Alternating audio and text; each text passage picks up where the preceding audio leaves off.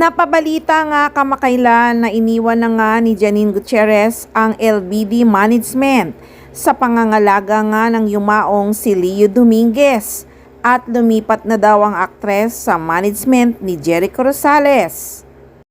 At ayon nga sa chika, si Jericho daw mismo ang naghikayat or nagkumbinsi sa aktres na lumipat na sa kanyang management team. Inabangan din tuloy ng mga fans kung may katotohanan nga ang isyong ito. Gusto nilang marinig sa mismong bibig ng aktres. Pero hanggang ngayon wala pang kasagutan si Janine Gutierrez tungkol dito. Hindi pa kasi nai-interview ang aktres. Pero ayon nga sa isang source, nasa management na daw talaga ni Echo si Janine Gutierrez. Magkasama na daw ang Econin ng management under Madam Pinky. Si Madam Pinky Teddy Angodong is a key member of actor Jericho Rosales' management team, often sharing updates and behind-the-scenes content about his project on social media. She has been involved in managing his career, including addressing public warnings regarding fake advertisement.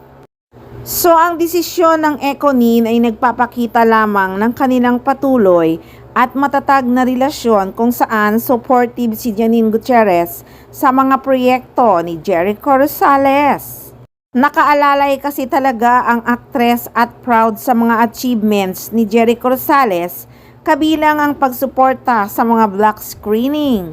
Ayon pa nga sa mga usap-usapan, ang kanilang relasyon ay inilarawan na well and steady. Mula noong 2024 ay patuloy na nagiging masaya. So, ayan na nga guys, kumpirmado na si Janine Gutierrez ay nasa management na ni Echo. Magkasama na talaga ang Econin. Siguro naman nagpaalam din talaga ng maayos ang aktres sa LBD Management. Mahal na mahal talaga ni Janine Gutierrez si Jericho Rosales, no? Sumama talaga agad ang aktres sa team ni Echo.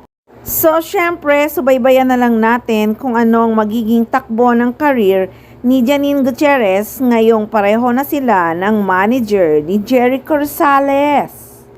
Siguro naman mas gaganda pa ang takbo ng career ni Janine Gutierrez ngayong pareho na sila ng manager ni Echo. Nakita nyo naman si Jericho Rosales, diba? Mapa-teleserye at mapa-pelikula, magaganda talaga ang project ng aktor. Alam din naman ng mga fans na pangarap talaga ni Janine Gutierrez ang makagawa ng magagandang project.